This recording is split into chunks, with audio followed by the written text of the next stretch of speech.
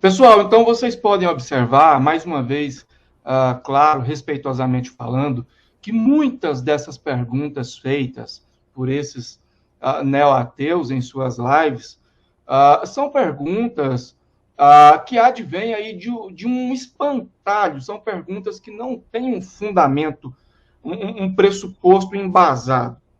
É o mesmo que você perguntar assim, olha, se a cor azul tem gosto de laranja, então por que ela não se parece com uma maçã? Você não vai saber responder. Isso não é porque a pergunta não tem resposta. Isso é porque ela foi formulada de forma propositalmente errada ou, às vezes, ignorantemente formulada, errônea, de forma equivocada. Então, dar-se-á aí esse espantalho, essas falácias todas, né? Claro, algumas perguntas que eles fazem são perguntas que têm sim um certo sentido e nós estamos aqui para responder. E óbvio, não dá para responder todas, que são muitas perguntas.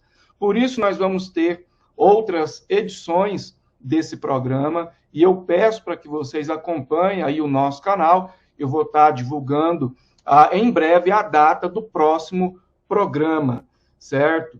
E aproveitando aí ainda com o pastor Sérgio Monteiro, né? O nosso amigo aí, que inclusive é um dos protagonistas nessas lives, né, ateístas, né? E já conversei com ele, não pessoalmente, mas pelo celular, até me tratou muito bem. Então, desde já fica aí os meus parabéns, né? Que é o Jason Ferrer, né? E ele perguntou da seguinte forma, em uma de suas lives: se Jesus ressuscitou, então cadê Jesus? Pô, se ele ressuscitou, então cadê Jesus? Aproveitar que o pastor Sérgio Monteiro já está aí no embalo, eu dedico essa pergunta aí para o senhor, pastor. É contigo. Valeu, Helren. Olha só, de novo, é uma leitura atomicizada, né? É uma falácia, eu chamaria de uma falácia de desvio de foco, porque é uma falácia de desvio de foco, Jason, com todo respeito à sua pergunta, tá? Porque você tá, eu diria não apenas desvio de foco, mas de hiperfoco, de hiperfocalização em um determinado texto. Jesus ressuscitou. Jesus deveria, portanto, e aqui não é um silogismo, mas há um sofisma. Jesus ressuscitou. Aqueles que ele, portanto, ele está vivo. Os vivos andam sobre a terra. Logo, Jesus ressuscitado deveria andar sobre a terra. Se Jesus não está andando sobre a terra e não está, nós não podemos ver, ou as pessoas supostamente não podem ver, ele não está por aí. Logo, Jesus não andando sobre a terra não está vivo. Se ele não está vivo, ele foi morto, ele não ressuscitou. Ok, você pode pensar dessa maneira, você tem o direito de pensar o que você quiser. Entretanto, veja só, a Bíblia não diz que Jesus apenas ressuscitou, e foco aqui, eu coloco um apenas, negrito, itálico, sublinhado, entre aspas, caixa alta, com uma fonte diferente, em vermelho. A Bíblia não diz apenas que ele ressuscitou, mas que ele ressuscitado ao terceiro dia, ascendeu para a direita da majestade nas alturas. Então, o todo da teologia bíblica nos mostra que Jesus Cristo, ao haver sido ressuscitado, não foi ressuscitado simplesmente para ser uma demonstração de que a morte não era um fim nesta terra e de que os mortos poderiam reviver nessa terra. Mas, dada a suigenicidade de Jesus, o fato de que ele não apenas era um ser humano, mas ele era completamente Deus e a sua morte era vicária, e demonstrando que ele, na sua morte, veio para trazer-nos vida e ele precisava ter a vida em si mesmo, e assim ele mesmo declarou. Quando nós olhamos todo o contexto das declarações de Cristo a respeito profeticamente do que lhe aconteceria, a respeito do que ele vier a fazer, nós vamos perceber que a sua pergunta não faz o menor sentido. Por que não faz o menor sentido? Porque o objetivo de Cristo nessa terra não foi vir a essa terra para mostrar que um morto ressuscitado poderia caminhar eternamente nessa terra, mas para proporcionar, é isso que a Bíblia diz, para proporcionar salvação a toda a humanidade. E essa salvação a toda a humanidade, ela dependia de três coisas, fatores extremamente importantes que estão descritos nas Escrituras: que ele viesse, que ele morresse, que ele ressuscitasse. E uma quarta, que é resultado de todas essas terceiras: que ele voltasse para de onde ele veio. Isso é extremamente importante. Onde está Jesus, então? O autor de Hebreus responde onde está Jesus. Estevão, no discurso de Atos, ele responde onde está Jesus. Porque quando ele olha para o céu, Estevão diz: eis que vejo o Filho do Homem assentado à direita da majestade das alturas. No Salmo 110, profeticamente, o salmista diz que o Eterno lhe diz ao Filho do Homem, Adonai, ao Senhor: senta-te à minha direita até que eu tenha posto os teus inimigos por escabelo dos teus pés. Em Hebreus, nós vamos encontrar infinitas vezes a declaração, várias vezes a declaração, de que temos um sumo sacerdote que se assentou à direita da majestade nas alturas e que ministra na tenda maior e mais perfeita, que é o santuário não feito por mãos humanas, mas pelo próprio Deus. A tradição judaica, no período intertestamentário, por exemplo, e até hoje, reconhece ou declara a existência de vários céus, de vários céus, entre os quais o último, que é o Mabul, onde é o santuário celestial em que ou Miguel, o Messias, intercede por Israel. Onde está Jesus, o Messias, o intercessor?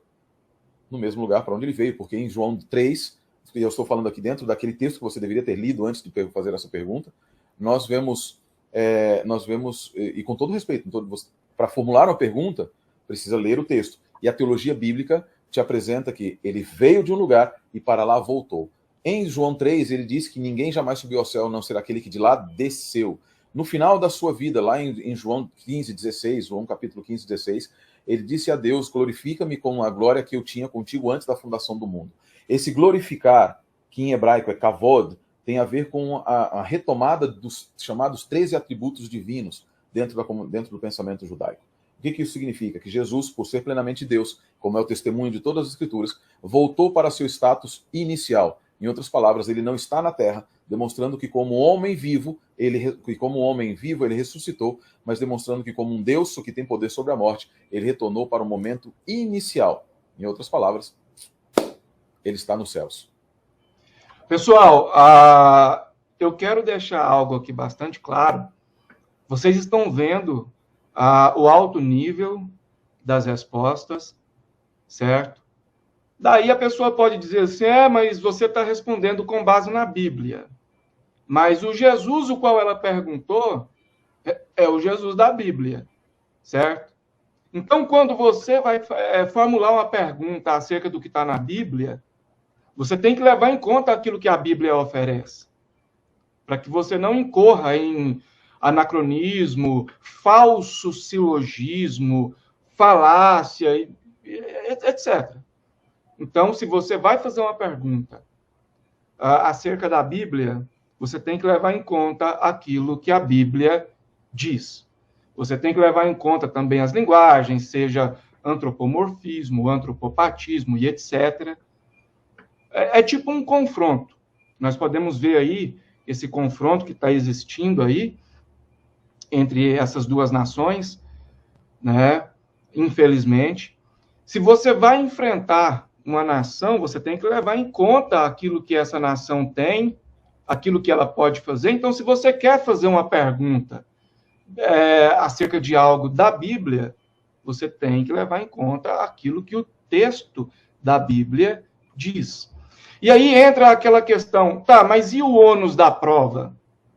Olha, se eu chego em você que é ateu e falo assim: Deus existe e você tem que crer, ponto. O ônus da prova é meu. Porque eu estou afirmando, eu cheguei em você. Agora, se você vem até mim, se você me contesta, dizendo que Deus não existe, aí, nesse caso, o ônus da prova, consequentemente, recai sobre o contestador. Então, você deve provar que Deus não existe.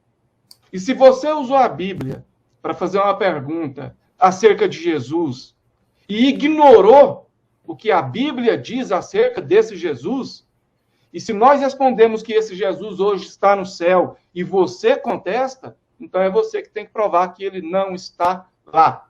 Ok? Isso é de introdução.